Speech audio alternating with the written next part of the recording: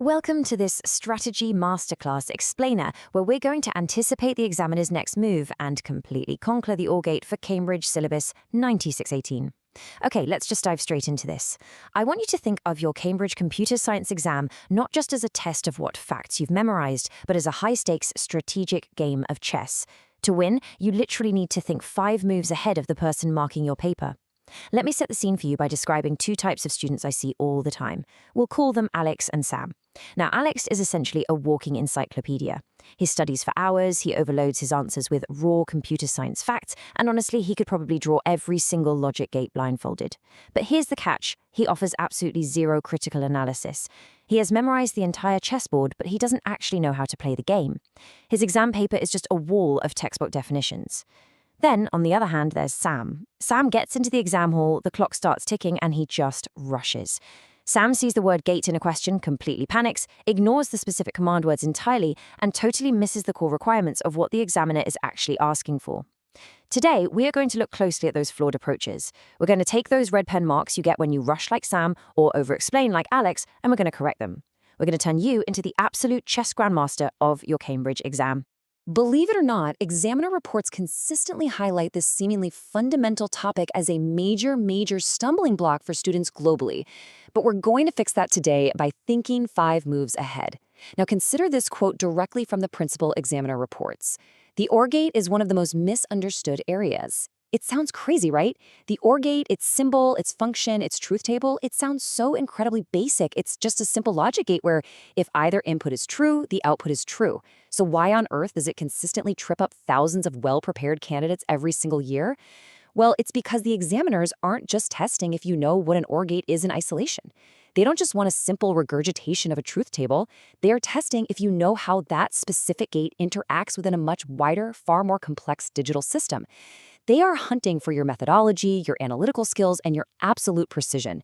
In this explainer, we are going to deconstruct exactly how you can stop throwing away these incredibly easy marks and start building answers that examiners love. Here is our strategic blueprint for today's explainer. We'll start with the core principles, move into the procedural framework, tackle the top examiner warnings, and finish by mastering critical analysis. Let's kick things off with Section 1, Core Principles and Connections.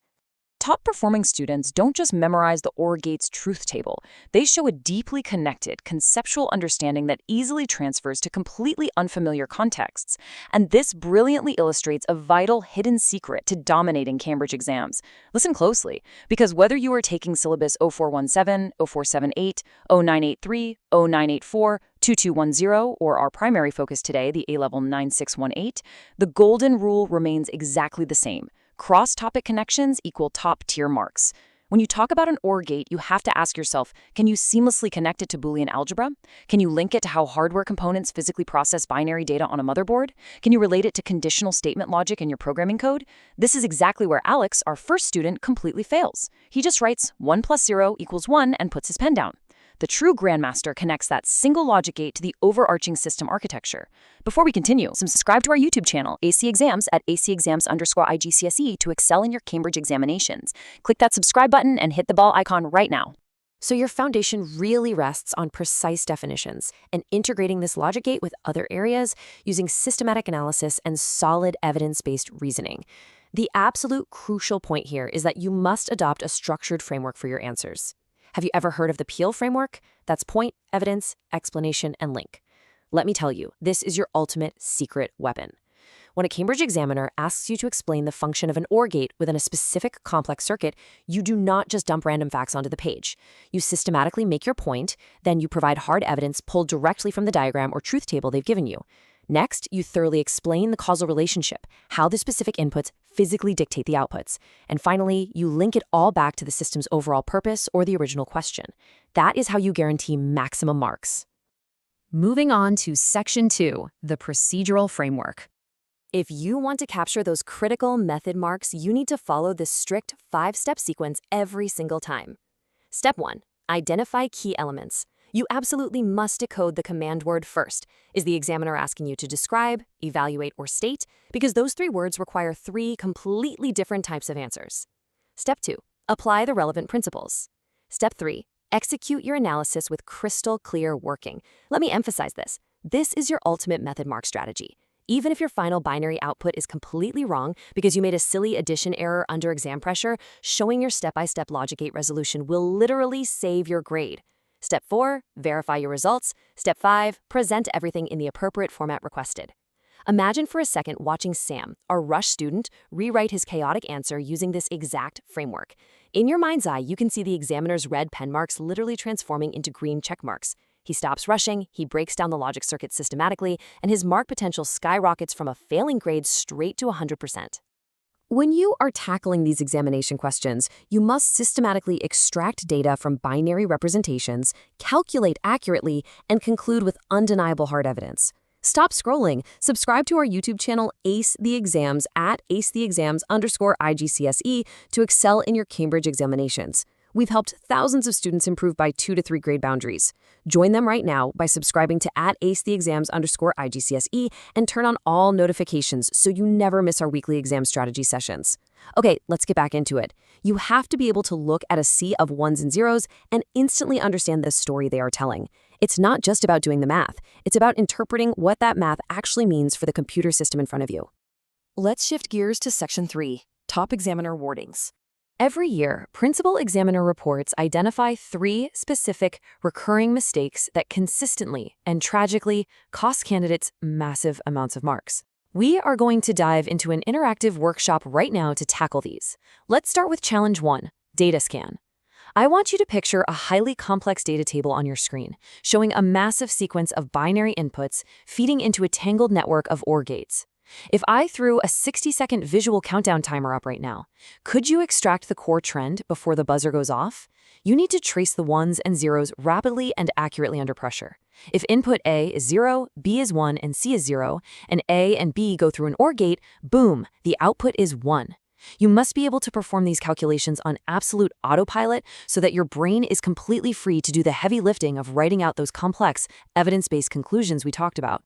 So make absolutely sure you never confuse cause and effect. Always verify your edge cases and tailor your answer incredibly tightly to the provided context. Let's jump into Challenge 2 of our workshop, Find the Flaw. I'm going to read a sample paragraph from a real, flawed exam paper, and I want you to find the sentence losing the marks. Here it is. The OR gate outputs a 1, which causes the sensor to trigger, meaning the inputs were definitely both 1. Did you catch it? Let's break down the examiner commentary. That sentence falls right into mistake number 1, confusing cause and effect. The student claimed the output being 1 means the inputs were definitely both 1. But wait a minute, that's an OR gate. For an OR gate, it could be a 1 and a 0 and a 1, or a 1 and a 1. They completely confuse the logical cause. Mistake 2 is forgetting boundary conditions. What happens when the entire system resets? What happens at the absolute physical limits of the binary register? You have to account for that. And mistake 3, lacking specific context. If the exam question is explicitly about an OR gate in a factory temperature sensor system, you cannot just lazily talk about input A and input B. You have to explicitly write temperature sensor A and pressure sensor B. Context is king. And here is a massive critical examiner alert. You must consistently define your terms before applying them in your extended responses to completely prevent terminology confusion. Clarity is your best friend here. Before you launch into a massive multi-paragraph essay about a complex logic circuit, take a breath and state clearly what an OR gate does in one simple sentence. Let's do Challenge 3 right now, speed writing. Imagine you have a 30-second timer to write one absolutely perfect Peel paragraph. Ready? Go. Point. The OR gate acts as a fail-safe in the factory. Evidence. As shown in the provided truth table, if either the primary or backup sensor inputs a 1, the output is 1. Explanation. This logic guarantees that the alarm triggers safely even if one individual sensor completely fails. Link. Therefore, this specific logic gate perfectly satisfies the critical safety requirements of the given factory scenario. And time. That right there is exactly how you write a flawless, top-tier Cambridge answer. Finally, we reach Section 4, Mastering Critical Analysis. To truly master the OR gate at an advanced A-level standard, you must be able to evaluate alternatives, compare different approaches, and provide firmly justified recommendations. Look, the examiners aren't just looking for you to trace a simple logic circuit anymore. That's basic stuff. At the Syllabus 9618 standard, you might be asked to evaluate a circuit made entirely of NAND gates versus a more traditional circuit using standard AND, OR, and NOT gates. You have to become an expert at decoding the command words. When they say evaluate, it means you are looking deeply at both the strengths and the weaknesses. Compare means you are looking at the similarities alongside the differences.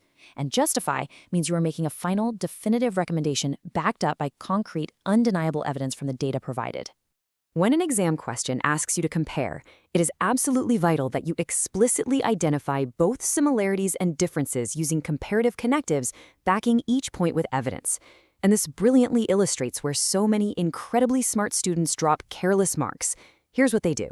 They list all the features of Circuit A in one paragraph. Then they list all the features of Circuit B in the next paragraph. And then they just stop. Listen to me. That is not a comparison. That's just two lists. To get the marks, you must use clear comparative connectives, like whereas, on the other hand, or similarly. For example, you should write something like, both circuits will yield a positive output if either initial condition is met. However, Circuit A requires far fewer physical logic gates, thereby significantly reducing processing latency compared to Circuit B. Do you see the difference? That is a true high-level comparison. As we reach the endgame, you must evaluate algorithm quality by meticulously checking time and space complexity alongside exactly how those tricky edge cases impact overall system performance. Think deeply about how your physical logic gates translate directly into a software algorithm. If you are coding this logic, an OR statement within an IF condition evaluates extremely quickly. But what if you have heavily nested logic? You must step back and evaluate the actual processing time it takes and the memory space required. Remember those edge cases we talked about earlier. If an unexpected binary input crashes the algorithm, your performance effect isn't just bad, it's totally catastrophic. So, you need to think 5 moves ahead. Let's recap the complete computer science answering system, the 3 rules that guarantee top marks. Number 1, command word decoding. Number 2, the Peel framework application. And number 3, the time management matrix. You have the blueprint, you know exactly where the traps are hidden, and you understand how to elevate your answers from basic facts to grandmaster level critical analysis. So ask yourself, the next time you see a seemingly simple logic gate on your exam, will you just regurgitate a truth table like Alex, or will you evaluate its space and time complexity within the wider system to claim those top marks? Students who implement these computer science strategies see an average improvement of 2 grade boundaries, but only if they practice consistently with our weekly videos. Here's your final reminder. Subscribe to our YouTube channel, Ace the Exams at acetheexams_IGCSE to excel in your Cambridge examinations. Subscribe right now to acetheexams_IGCSE and click that bell. Don't let another exam pass you by. Drop a comment below with your target grade for computer science and the biggest challenge you're facing. Our team responds to every comment. Like and share this video with a study partner. Ace the Exams. Your Cambridge success starts here.